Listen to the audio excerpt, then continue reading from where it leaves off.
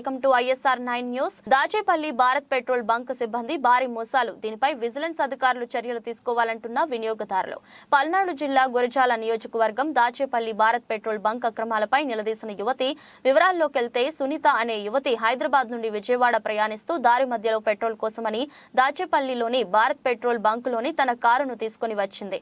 ఆమె మాట్లాడిన వివరాల ప్రకారం సునీత తన బండిలో పెట్రోల్ ఫుల్ ట్యాంక్ చేయమని చెప్పింది. కానీ సదర్ పెట్రోల్ బంకులోని బాయ్ పెట్రోల్ గన్ లోని ట్రిగర్ ను పదే పదే నొక్కి వదలడం గమనించిన ఆమె ప్రశ్నించడం మొదలుపెట్టింది.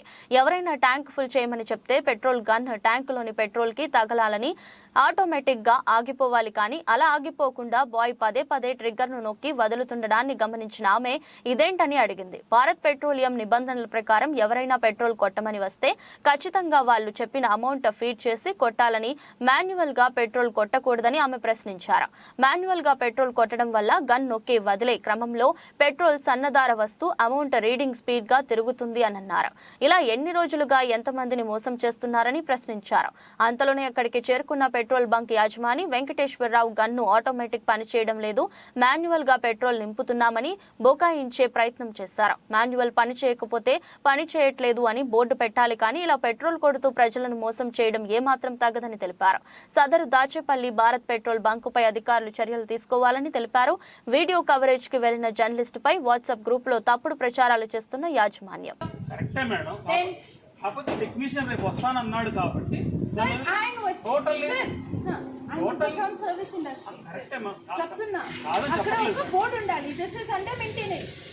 అండర్ మెయింటెనెన్స్ టోటల్ గా ఆపలేం కదా మేడం.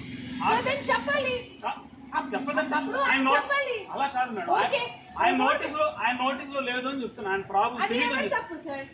మా తప్పే, మా తప్పే కాదని అంటలేదు.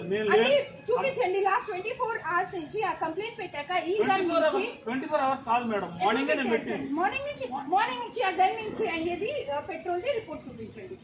ఎంత పెట్రోల్ పోయింది, ఎంత petrol. No, you cannot rely on that. No, if the gun is not working, you cannot rely that any customer who had filled the petrol from here is going to get the correct amount of petrol, right? Because the gun is faulty. Why are you using a faulty gun? Full tank వచ్చినప్పుడు auto cut మాత్రం problem ఉంది madam. Auto cut మాత్రమే problem ఉంది. It is a faulty gun. It is a faulty device. Correct madam. Shouldn't be used. ఇప్పుడు gun fault వస్తేనే ఆపమని company చెప్పదు madam. BPCL company చెప్తాను ఆపదు. yes, మీ సేల్స్ మేనేజర్ కాల్ చేయండి.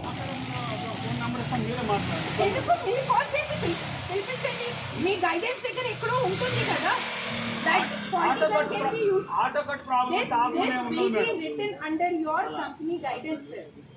SOPs లో అన్ని చిన్న విషయాలు ఉంటాయి మేడం. అది చూపించండి. అది రాసి ఉంటే నేను ఇప్పుడే నోట్ పుస్తకం వెళ్ళిపోతాను. అలా కాదు మేడం, ఇప్పుడు ప్రాబ్లం వచ్చినప్పుడు కంప్లైంట్ ఆ టెక్నీషియన్ రావాలి కదా, మేమేం చేయగలం? వెంటనే రాడు కదా madam. That is none of my business. అది కరెక్ట్ కాదని ఆటో గన్ యూజ్ చేయొచ్చు. ఆ ఫెయిల్డ్ గన్ ఈ సిచువేషన్ ప్రాబ్లం వచ్చింది మార్నింగ్ మేడం. SOP లో ఉంటే show it to me. Problem వచ్చిందే ఈ రోజు. This is a faulty gun. It shouldn't be used. Problem వచ్చిందే ఈ రోజు.